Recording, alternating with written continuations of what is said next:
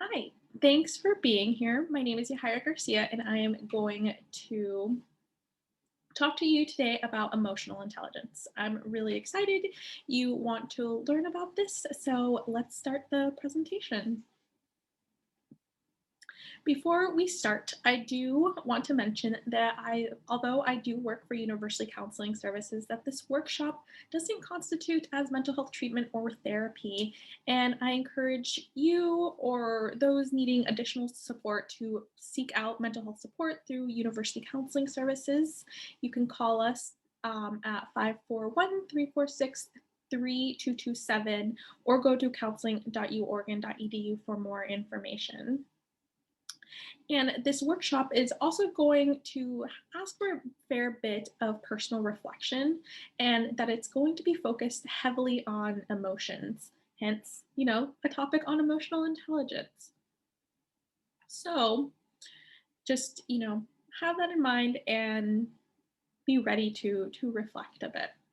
So now in really thinking about this, uh, do you have any experience with the term emotional intelligence? Has anyone that you know or yourself like maybe experienced a lack of emotional intelligence? If you feel like maybe the later statement applies more to you, well, today's your lucky day because we're going to talk more about it. Um, or it'll also give you hopefully some good insight about other people that you may perceive as not having, as strong emotional intelligence. And before we talk about or define, or process emotional intelligence, I'm going to ask you to think about how emotionally intelligent you would rate yourself based on the perceptions that you currently have about emotional intelligence. You could rate yourself maybe based on a percentage, maybe on a scale, or in terms of like small, medium, large, extra large, whatever you want to categorize or rate yourself in terms of your emotional intelligence. Just think about that and write it down because we are going to come back to it. So, emotional intelligence, what is it? Well, it's a fairly big topic, and to me at least, it's kind of difficult to put into words what it actually means. Um, so, what does it mean? Well, according to Salovey and Mayer, emotional intelligence involves the ability to monitor our own and others' emotions. This includes, to discriminate among them and to use that information to guide our thinking and actions. Are you still a little bit confused? Well, that's okay because that was just a bunch of academic jargon. And basically, emotional intelligence is just the ability to identify and manage our emotions and others' emotions. And practicing skills associated with emotional intelligence is robustly associated with positive, interpersonal functioning, pro-social tendencies, positive relationships with other people, and positive perceived support from others. It, increases our social effectiveness. And a person who tends to be higher on emotional intelligence also tends to be somewhat higher in, verbal, social, and other kinds of intelligences. And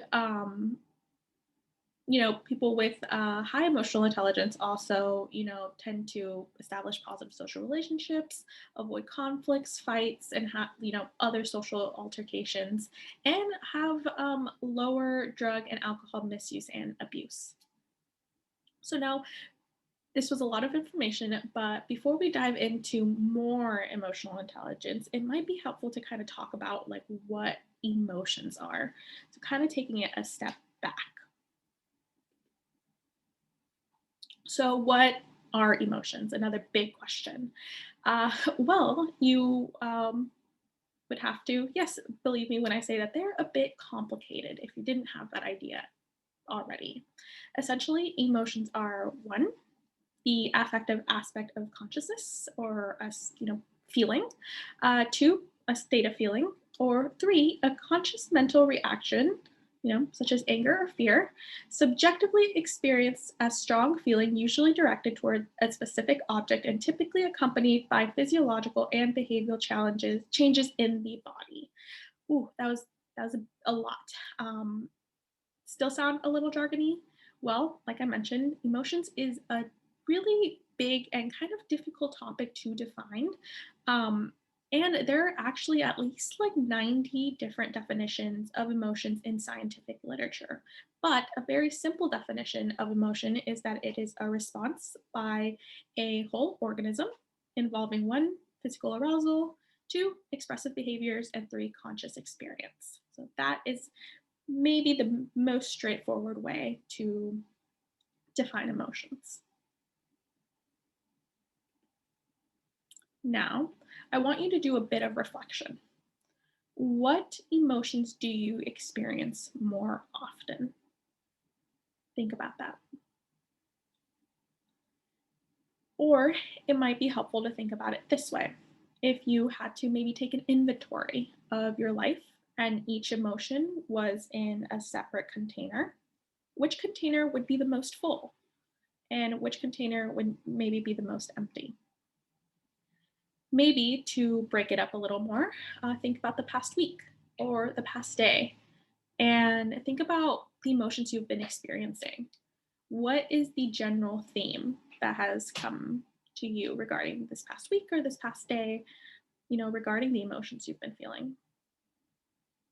Common things that we tend to focus on are, maybe things that we're looking forward to, exciting things, stressful things, challenging things in our lives, as they relate to school or our personal lives or, everything else in between. And thinking about stress, particularly, stresses are, physiological and psychological response to external events. It is, our perceived inability to cope with the current demands because these demands exceed our capacity. And, I'm sure if you're, currently a U of O student, you've never experienced stress before, right? Absolutely not. Stress might be, a pretty common emotion that you feel. So thinking about maybe that a little more, what sorts of things stress you out as college students?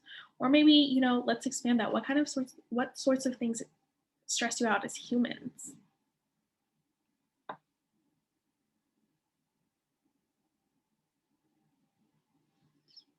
And with this, keep thinking about what things or experiences enhance our emotions, not just regarding stress, but also the positive emotions like happiness and excitement.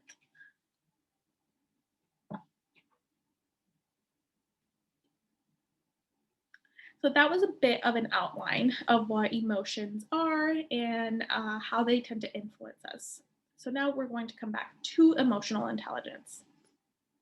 A few slides back in the beginning, I shared what I shared that emotional intelligence was the ability to identify and manage our emotions and, the emotions of others as well. I also asked you to rate yourselves on emotional intelligence, whether it was on a scale or small, medium, or large, or a percentage, whatever it was. I'm curious as to, you reflecting back on what you decided to rate yourself. Think about that. Throw out that number or that scale or that small, medium, large, the size. What did you rate yourself in small on emotional intelligence? And think about like what criteria you used. What came into your mind when you decided to make that rating? Now, in thinking about, what you use to get to that rating, do you have experience with emotional intelligence? Have you discussed this topic before or learned about it? Or, maybe was it a gut feeling of, I feel like I have fairly good emotions and being able to identify it and identify that within another person? What we see on the slide right now is more of a breakdown of what emotional intelligence is into four different aspects. Um, it's first, it's the awareness and having the ability to recognize our own and others' emotions, as well as being able to label them, recognize and label emotions. The second aspect of emotional intelligence is to harness and use this emotional information in order to apply this to everyday tasks like thinking and problem solving. Number three is understanding emotions and appreciating the complicated relationships that exist among different kinds of emotions. For example, Understanding emotion encompasses the ability to be sensitive, to slight variations of emotions and the ability to recognize and describe how emotions evolve over time. And lastly, the fourth aspect is to manage or to adjust emotions. This is, the ability to regulate our emotions in both ourselves and in others. Managing emotions could be, regulating my own or your own, and being able to, calm down or cheer up others. And this, makes me think of like a coach. Coaches kind of pump their players up and like calm them down and give them support, or like even thinking about like cheerleaders, their jobs are, to provide enthusiasm and happiness and, support for the team and cultivate this, environment of, go team go. So that's, just a few examples of, how maybe you could, one, regulate your own emotions, and how we also have the ability to kind of like influence others. Now, we are going to give you, now I'm going to give you ideas on how to practice these four different aspects. And the first is, awareness. If you want to practice on your awareness, I suggest that maybe you take out your phone or grab like a mirror. And if you grab a mirror, put it up to your face or your phone, like turn on your front facing camera, and just like look at your face.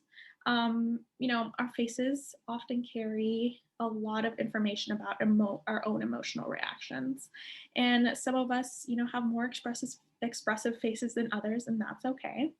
Like for me personally, I have a lot of muscles in my eyebrows, and I feel like they're usually a dead giveaway on how I'm feeling, especially when I'm not actively, regulating my emotions. I feel like I have, yeah, an expressive face that without regulating kind of is a dead giveaway as to how I'm feeling. And now, we would typically do this activity in person, observing our own faces and then observing the faces of like a fellow partner. But right now, I just kind of want you to think about what that would look like as you're maybe looking in the mirror or practicing later on. Think about the expression of other people's faces, like anger or sadness or joy, and then maybe practice how you would express them without being maybe so animated. Like, how do you think you would look expressing anger or sadness or joy? Do you think it's difficult to name or to identify others' emotions?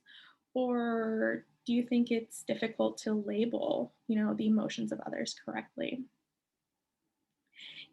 Sometimes it's difficult to label our own emotions. And, I just want to say that up front. And as difficult as that may be, we actually know what we're thinking. And we can work through that, but we don't have any idea what another person is thinking or feeling.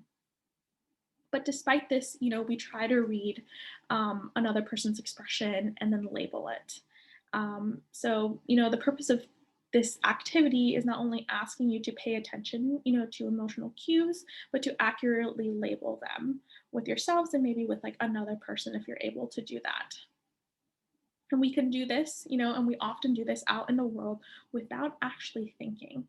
And that's where, context clues and reading body language is also important. It's not just the facial expression, but it's, taking in the context and body language that gives us, a better sense of what may be happening with the person.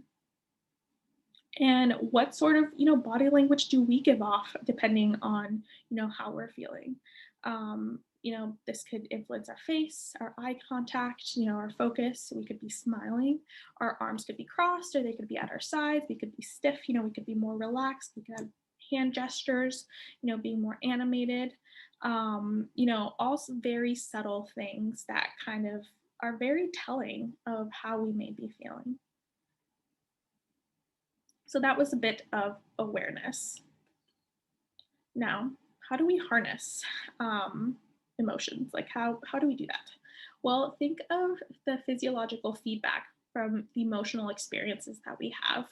This explanation might be a bit complicated, but our physiological response is the result of the automatic nervous system's reaction to the emotions that we're experiencing. So, this feedback essentially is used to prioritize the demands on cognitive systems and to direct that attention to what is most important. Um, and how do we, harness this information? Well, let's use stress as an example. Um, think about, which classes currently or which class in the past has, caused you the most worry or the most stress. Are you thinking of one? Like, I'll give you a second to, ponder that. Now, if are and you found a class that has is very stressful or has been very stressful for you, you might find it helpful to prioritize some time or even think about what is worrisome about the class, like how to combat it, how do I deal with the stress that's coming from this class. um, or think about maybe like a relationship, a new relationship that's just starting out.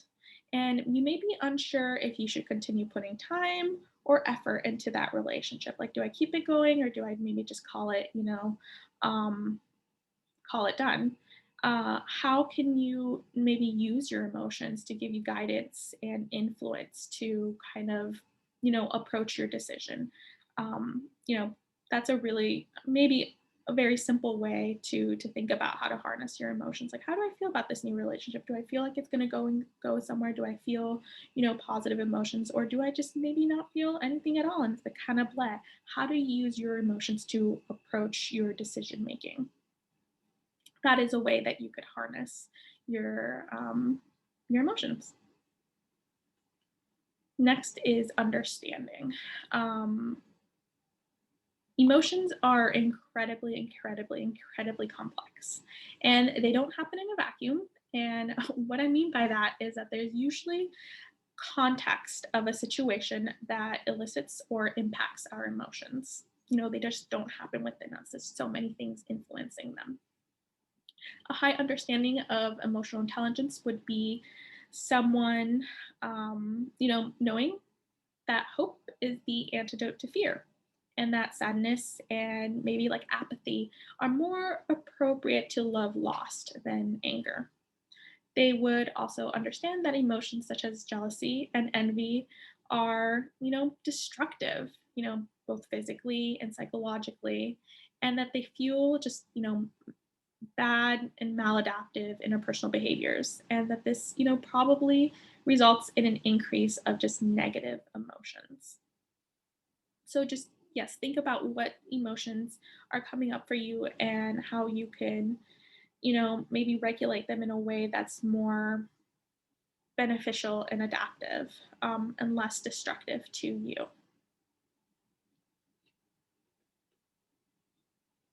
Now, for this last tidbit of information, um, this time it's going to be about managing and adjusting your emotions. So, feeling, all of the feels versus feeling none of the feels at all. So, too much regulation of emotions and you become emotionally repressed. Too little, regulation of your emotions and you are overwhelmed. We want to be in the middle. You have to be open to your feelings and allowing yourself to feel emotions. And this is just not, the good emotions. It's like the bad emotions. And I'm putting that in, air quotes because there's no such thing. All emotions are valid. It includes being able to be aware of what you are feeling and reflect how it got to, a certain point.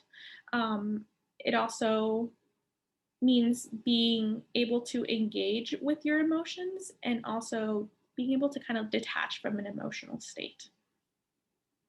And finally, managing your emotions in yourself and maybe in others.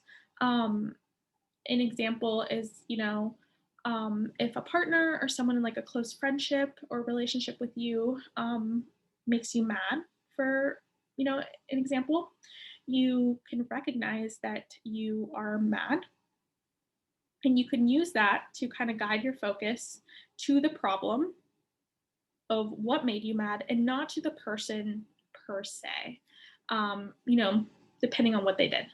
And then, you are able to balance being mad with how much you want to work through the issue. Is it even worth working through the issue, or is it, 100% worth, putting in the effort to, address it?